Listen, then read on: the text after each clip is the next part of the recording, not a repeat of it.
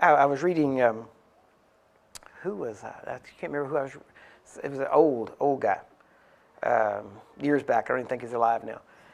And he said he went somewhere and he asked somebody, what requirements do I have to fulfill, or would you have to fulfill to get healed? And they went through the room, and there were 100 different requirements that everybody had. I got to do this, got to do that. And he said, there's no way anybody could ever get healed if you had to fulfill those requirements. But do you realize that the requirements that you have to fulfill to have all of the promises of God, yes, and so be it in your life, is to be in Him? Do you get that? This is not a matter of you attaining something. This is you being in Him. Once you're in Him, with Him, see, you're in there with Him, right? You're in Him.